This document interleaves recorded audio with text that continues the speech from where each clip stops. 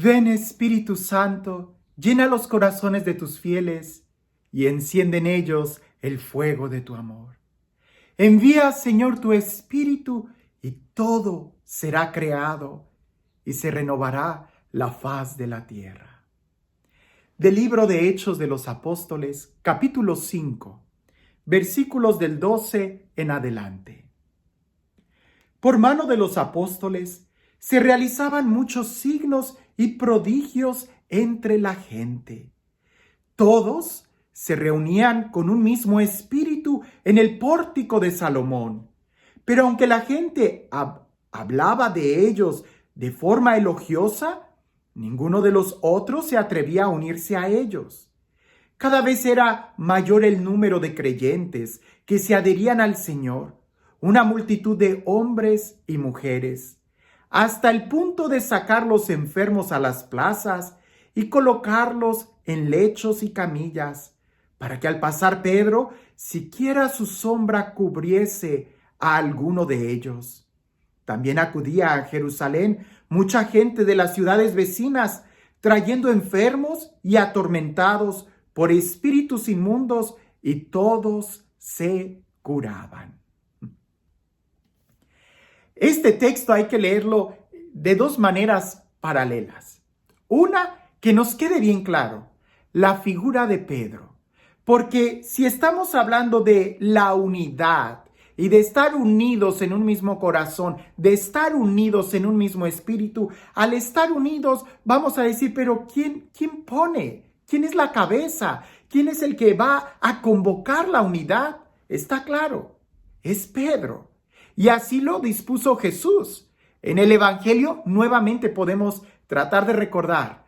Recuerda que Hechos de los Apóstoles trata de enseñar cómo vivía la primer comunidad, el Evangelio, el mensaje de Jesús y cómo la vivencia, el Evangelio, se predicó y se distribuyó hasta los confines de la tierra.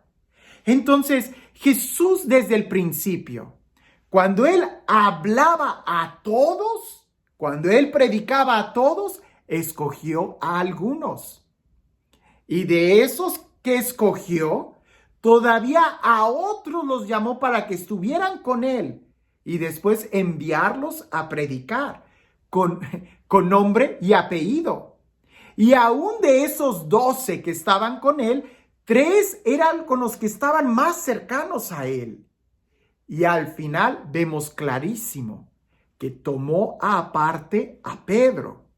Es decir, en el Evangelio vemos a Jesús que de una manera intencional estructura o forma todo el pueblo en torno a los apóstoles y en torno a los apóstoles y los apóstoles a su vez en torno de la figura de Pedro.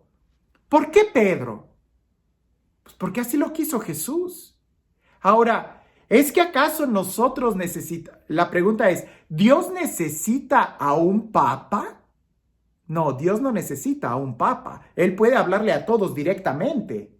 La pregunta es, nosotros somos quienes necesitamos a un papa, a un Pedro, a un apóstol. Nosotros somos quienes necesitamos la cabeza visible en donde nosotros podamos unirnos. Si no, ¿cómo nos vamos a unir? Sin autoridad física sería solamente una utopía.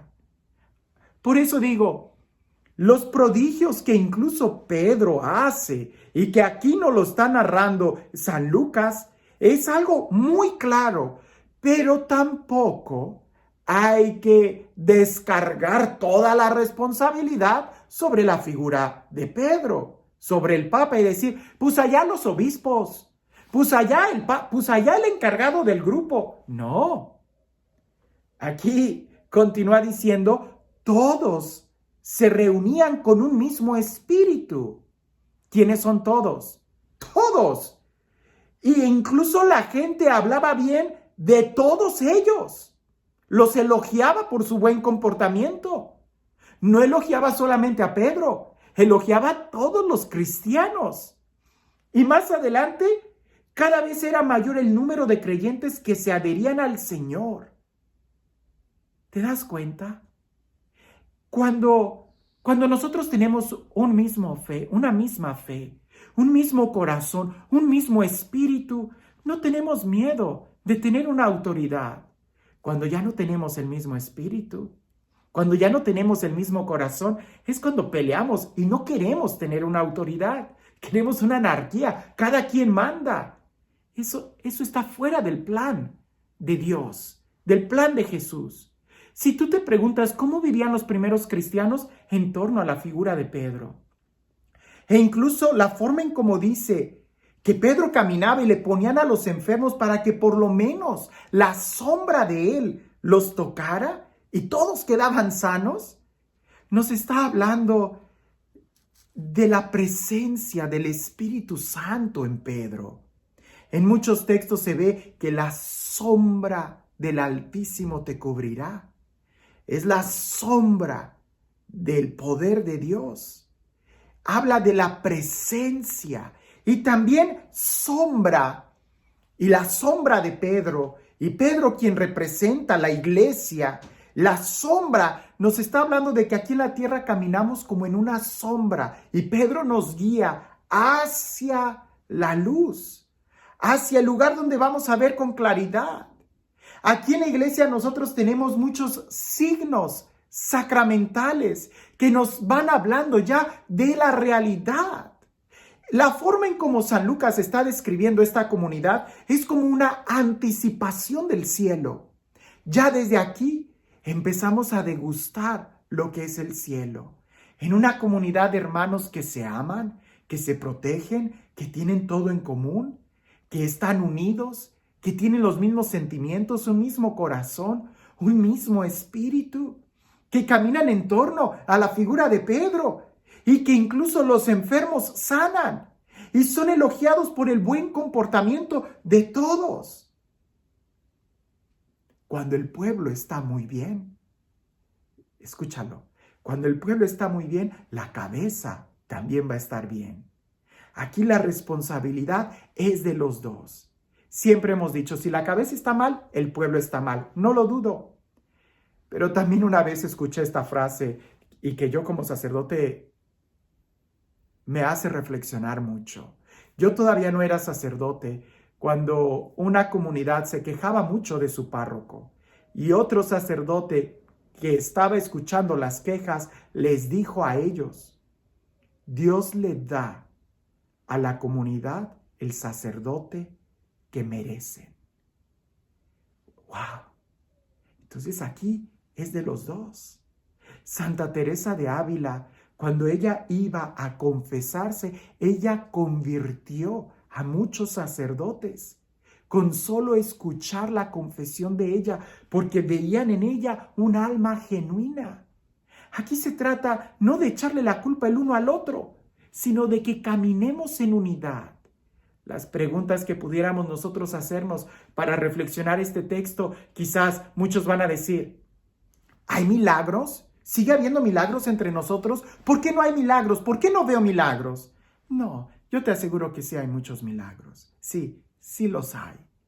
La pregunta es, si tú no los ves o si tú no sientes que tu vida es un milagro o que tu grupo y tu comunidad es un milagro, entonces sí hay que hacer las preguntas concretas y correctas. ¿Tienes el mismo espíritu? ¿Tienes el mismo corazón? ¿Caminas bajo la autoridad que Dios te ha asignado? Y lo más importante, ¿te estás reuniendo para escuchar la palabra de Dios y orar todos juntos? Y quizás aquí cabe otra pregunta más. ¿Tu comportamiento es luz para los que están afuera? Los que están afuera elogian el modo en el que vives. ¿Se dan cuenta que viven correctamente? Algunas otras traducciones dicen, mira cómo se aman. La Biblia de Jerusalén suprime ese texto o lo traduce de otra forma, pero otras Biblias, la Vulgata lo dice, mira cómo se aman. Y se iban agregando más y más al grupo. A veces nosotros decimos, es que si no nos dejan hacer retiros no vamos a poder crecer en número. Es que si no nos dejan hacer esto y aquello. O como en una parroquia, padre, deje que mi grupo se anuncie en el ambón para que la gente sepa que nosotros estamos. Le digo, eso suena más a campaña política. La forma en cómo Dios atrae más gente a tu grupo es por la forma en cómo tú vives. Cuando me dicen, es que mis hijos no creen, se resisten, no quieren ir a misa. Pues demuéstrales que a ti te ayuda ir a misa, que a ti te hace ser mejor persona. Demuéstrales con tu vida que vale la pena creer en Dios. Pero si tus familiares, tus hijos están escuchando que tú te estás quejando del párroco, de la catequista, del otro que está en el ministerio, si tú llegas tarde y cuando vas a misa estás todo de mal humor porque se te hizo tarde, entonces creo que estamos un poquito lejos de vivir en el mismo espíritu, en el mismo corazón, en la misma alegría y en la misma enseñanza en torno de la figura de Pedro. Este texto es muy bueno, es muy importante para hacer un examen de conciencia y motivarnos de decir, ¿y yo? ¿Y yo?